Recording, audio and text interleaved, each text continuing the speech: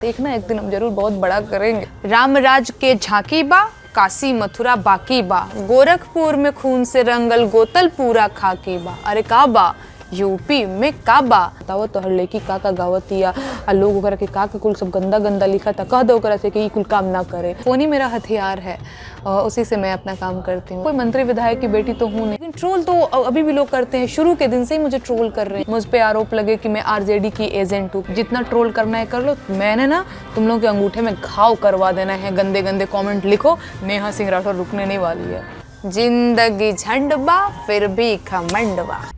अरे का बा यूपी में का बा, मंत्री के बेटवा बड़ी रंगदार बा, किसानन के छाती पे रौंदत मोटर कार बा, ए चौकीदार बोला के जिम्मेदार बा का बा। हेलो, मैं नेहा सिंह राठौर और मैं बिहार के कैमूर भभुआ जिला की रहने वाली हूँ। खुद से मैं मेरे गीत लिखती हूँ, गाती हूँ, लोक गायिका हूँ, लोक की बात करती हूँ। और मेरा जो सबसे ज़्यादा वायरल हुआ गाना वो बिहार विधानसभा चुनाव के टाइम में बिहार में काबा था, और जिसको जनता ने बहुत सारा प्यार दिया, बहुत सारे लोगों ने नापसंद भी किया।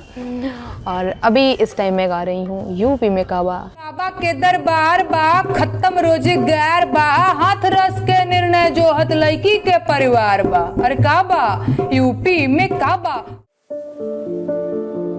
मेरे घर में मैं हूँ, मम्मी हैं, पापा हैं और भैया है। दीदी की शादी हो गई है। पिताजी मेरे लखनऊ में प्राइवेट जॉब करते हैं। माताजी हाउसवाइफ हैं। लेकिन मम्मी बहुत तेज़ हैं, बहुत ज़्यादा तेज़। क्योंकि मम्मी को लगता था ना कि फ़ोन लेके बच्चे बिगड़ जाते हैं। तो हम लोग देखते थे फ़ोन, तो क्या देख रही हो टाइप एकदम नज़र भिड़ाए रहती थी।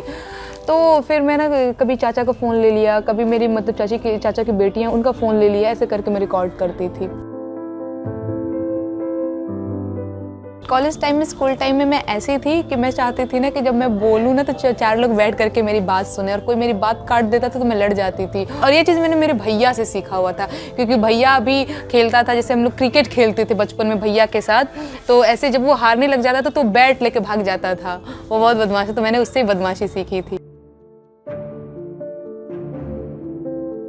पढ़ाई में मैं अच्छी थी, ऐसा मेरे टीचर कहते थे कि ये पढ़ लिख के कलेक्टर बनेगी। मेरा भैया को भी लगता था कि मैं तेज़ हूँ पढ़ाई में, मतलब मुझे भी लगता था कि हाँ मैं ठीक हूँ।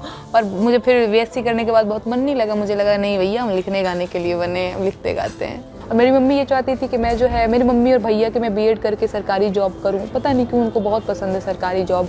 वो मेरी शादी भी सरकारी जॉब वाले लड़के से करना चाहते थे। कि हमारे बिहार में ग्रेजुएशन करने में 6 साल लग जाते हैं। कुछ चीज़ों को लेकर के मेरी मम्मी का, मेरी दादी का भी रहा है।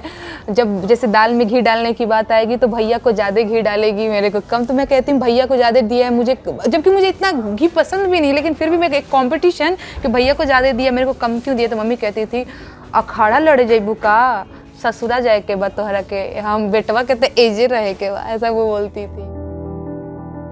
मुझे अपने एक छोटे से फ़ोन की इच्छा थी, क्योंकि फ़ोन ही मेरा हथियार है। 2018 की शुरुआत से मैंने ऐसे, उस टाइम पे भैया का एक फ़ोन, जो भैया ने जब नया फ़ोन लिया था तो पुराना वाला फ़ोन उसका जो एकदम ख़राब हो गया था, वो उसने मुझे दिया तो क्या ही था, मैंने बस ले लिया था। उसने देने के नाम पे कि नहीं लो तुमको काम करना है तो तुमको लो, ऐसा नहीं था। उसका फ़ोन रखा रहता था, फिर मैंने उसको अपने यूज़ में कर लिया था। फिर एक बार मेरी मम्मी ने देख लिया था मुझे हिमांशु से बात करते हुए, तो फ़ोन पटक के तोड़ दिया था। मुझे ऐसा लगता था कि हाँ भैया फ़ोन से ही मेरा काम होना है, और वो मुझे मिलता नहीं था। मेरी उम्र की में जो चाचा वाचा की लड़कियाँ जो वो फ़ोन चलाती थी, तो मैं बस ये सोचती थी काश मेरी मम्मी भी मुझ पर इतना ट्रस्ट करती कि मुझे फ़ोन दे देती। फ़ोन देने के खिलाफ में नहीं है, लेकिन जब मेरी शादी फिक्स हो जाएगी तब वो मुझे फ़ोन देगी, उससे पहले मैं फ़ोन नहीं देगी। मैं कहती थी मम्मी शादी फिक्स हो जाएगी तो वो अलग चीज़ है, मेरे को भी अपना काम करना है, उसके लिए फ़ोन दे दो। तो मम्मी कहती थी नहीं, इस तरह का काम तुम्हें नहीं करना है।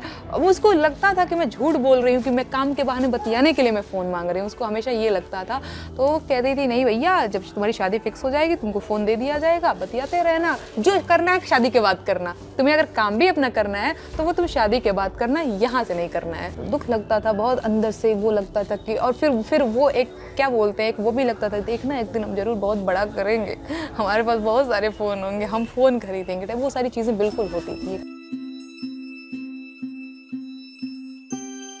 मम्मी का ना हमेशा से ये रहा है ना कि किसी भी चीज़ को लेके बहुत ऐसे रिएक्ट नहीं करती कि वाह बेटा बहुत बढ़िया कर दिया, आज भी वो नहीं करती है, उनका एकदम नॉर्मल कूल रहती है, ठीक है, अंदर से वो खुश तो होती ही हैं पर उनका रिएक्शन एकदम कूल रहता है। मैंने कहा मम्मी पता है मुझे ना 1.5 लाख रुपए मिल रहे हैं कॉन्ट्रैक्ट के। ठीक है, बस यही था उनका। फिर मैंने ये सोचा कि देखो भैया मम्मी लोगों ने तो फ़ोन मुझे दिया नहीं, अच्छा ही हुआ जो मैं अपनी कमाई से ले रही हूँ, ताकि मैं मम्मी पापा को बता सकूँ कि देखो हम तो भैया कामयाब हो रहे हैं, अपनी कमाई से मैंने फ़ोन लिया। तो बहुत बहुत ज़्यादा अच्छा लगा। काफ़ी ज़्यादा लड़ाई लड़नी पड़ी है। लोगों को लगता होगा, मुझे पता है कि नेहा सिंह राठौर कोई हवा है टाइप ऐसा लगता होगा, लोग देखते होंगे तो, पर बहुत सिंपल सी कहानी है यार, बहुत संघर्ष भरी कहानी है और बहुत दुख भरी भी कहानी मैं बताऊँ तो। सबने बस क्या किया, क्यों किया, फंडिंग हो रही है ही हो रही है। मेरी एकदम पूरी जो चीज़ें पर्सनल जो जर्नी रही है 1.5-2 साल 3 साल की, तो चीज़ें ऐसी हैं, चीज़ें बहुत अलग हैं जो दिखती हैं। आदमी अगर उससे अंदर जाके पूछे कि क्या ये सच में इतना सब कुछ है, भैया नहीं होता है। स्टार नहीं हूँ, मैं खुद को स्टार नहीं समझती हूँ मैम, ये मैं अपने आप से मैं नहीं ही कह सकती हूँ कि मैं स्टार हूँ। अब जनता वो बताएगी कि क्या हूँ। हाँ, लेकिन ट्रोल तो अभी भी लोग करता और वो बहुत दुखदाई था। अब तो मुझे लगता है कि मैं थोड़ी सी यूज्ड टू हो रही हूँ इन सारी चीज़ों के साथ, पर वो मैं रोने लग गई थी। पर पहली बार वो था तो मैं एकदम ऐसे मैं शॉक्ड हो गई थी कि ये क्या हो रहा है, लोग मुझे मेरे बारे में ऐसा क्यों लिख रहे हैं, मैं सही नहीं कर रही हूँ क्या, लोग मुझे गाली दे रहे हैं, लोग मुझे ऐसा लिख रहे हैं। आज इस दौर में भोजपुरी में फुहड़ और गंदे गीत गा करके लोग स्टार बनना चाहते हैं, उस दौर में तुम स्वच्छ भोजपुरी गा रही हो, जनता की बात कर रही हो, तुम सही काम कर रही हो, तुम भरोसा रखो खुद पे। फैमिली का रिएक्शन था थोड़ा सा, पप्पा मम्मी तो है तो भैया बिहार के ही, तो उन लोगों का था भैया तुम्हारे बारे में ऐसा लोग लिख रहे हैं, क्या कर रही हो, फलाने जी हमको फ़ोन किए थे, रिश्तेदार तो होते ही हैं, पता ही है आपको। पप्पा को बहुत सारे उस टाइम पे कॉल आ भी रहे थे, हमारे रिश्तेदार भी अजीबो गरीब तरह की हरकतें उस टाइम पे करते, रिश्तेदार भी कॉल करके कि रमेश बताओ तो हर लड़की का गावत या लोग वगैरह के का कुल सब गंदा लिखा था, कह दो ओकरा से कि कुल काम ना करे। और तब जब आप मतलब आत्मनिर्भर नहीं होते, क्योंकि अभी तो वो बहुत शुरुआत सी चीज़ें थी, तो मम्मी पापा का भी ये रहता है कि बताओ मेरी लड़की के बारे में लोगों ने ये बोल दिया, लोगों ने वो बोल दिया, तो मम्मी पापा का प्रेशर होता था, करो ठीक है, गा रही हो ठीक है गाओ, लेकिन पारंपरिक लोकगीत ही गाओ, पॉलिटिकल सटायर ना गाओ, पॉलिटिकल सटायर गाओगी तो लोगों के ट्रोल के निशाने पर आओगी। क्योंकि मुझे हमेशा से पता था कि ये सारी चीज़ें जो है ना वो बहुत क्षणिक चीज़ें हैं, आज हैं कल नहीं रहेंगी, पर मेरा जो काम है ना अगर इसमें बाधा हो रही है ना तो ये बहुत बुरा हो रहा है। तो मैंने अपने काम को कभी भी नहीं छोड़ा है, बहुत डिफ़िकल्ट सिचुएशंस रहे तो भी मैंने अपने काम को नहीं छोड़ा है। मैं गाँव की लड़की हूँ, मैं मध्यम वर्गीय परिवार की लड़की हूँ। मैंने ये सारी चीज़ें मेरा जो क्या बोलते हैं पालन पोषण जो हुआ है वो बहुत अभाव में हुआ है। हमारे पास संसाधनों की बहुत कमी थी, सीमित संसाधनों में ही हम लोग पले बढ़े हैं, जिए हैं। मैं कोई मंत्री विधायक की बेटी तो हूँ नहीं, मेरे पिताजी प्राइवेट जॉब करते हैं, मेरी माताजी हाउसवाइफ हैं, तो घर परिवार चलाना प्राइवेट जॉब वालों के लिए बहुत ऐसा नहीं होता है कि बहुत कोई है ना, तो कई सारी चीज़ों के अभाव रहते हैं। तो मैंने उस अभावों को देखा है, सहा है, जिया है, तो वो वहीं से आते हैं।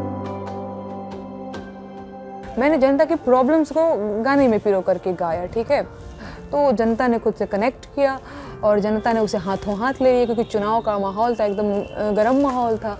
और लोगों ने फिर क्या बोलते हैं जो सरकार के वो में मतलब उसको ट्वीट करके या फिर पोस्ट वगैरह के थ्रू कि हाँ देखो ये गाना ये है असली बिहार की हकीकत, ऐसे करके पोस्ट करना शुरू किया, शेयर करना शुरू किया, तो चीज़ें हिट रही। फिर इसके बाद फिर सरकार की तरफ से जब गाना आया कि बिहार में ई बा, तो कई सारे लोगों ने मुझे कि हाँ भैया तुमको तो तुम बिहार को बदनाम कर रही हो, मुझ पर आरोप लगे कि मैं आरजेडी की एजेंट हूँ। जाहिर सी बात है, जब गाली खाना किसी को अच्छा नहीं लगता है, मुझे भी अच्छा नहीं लगा था, पहली बार था वो, तो ये क्या हो रहा है मुझे ये लगा, पर मैंने ठान लिया था कि मैं रुकूंगी नहीं, और मैं नहीं रुकी हूँ। और बिहार में काबा के बाद भी मैं यूपी में काबा गा रही हूँ और मैं ऐसे गाती ही रहूँगी हमेशा, मैं नहीं रुकने वाली हूँ। रवि किशन जी की किसी फिल्म की डायलॉग है, जिंदगी झंडबा फिर भी घमंडबा, तो वो बोलते हैं तो उनकी आवाज़ भी बड़ी मतलब उसमें मज़ा आता है, तो फिर हम लोगों ने भी फिर उसको कॉपी किया था, जिंदगी झंडबा फिर भी घमंडबा। पर अब जो चीज़ें हैं वो बड़ी बदली हैं, ऐसे बदली हैं कि रवि किशन जी तब तो एक्टर हुआ करते थे, ऐसी चीज़ें थी, पर अभी वो गोरखपुर के सांसद हैं और उन्होंने गाना गाया यूपी में सब्बा, ठीक है, पर हकीकत ये है कि यूपी में सब नहीं थे, ठीक है।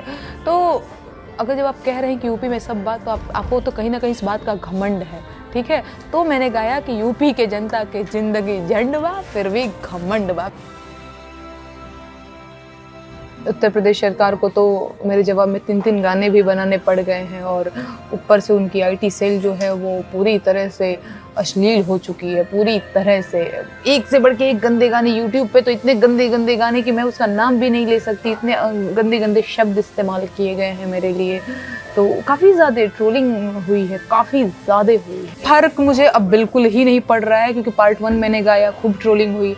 जितना ट्रोल करना है कर लो, मैंने ना तुम लोगों के अंगूठे में घाव करवा देना है। गंदे गंदे कमेंट लिखो, नेहा सिंह राठौर रुकने नहीं वाली है।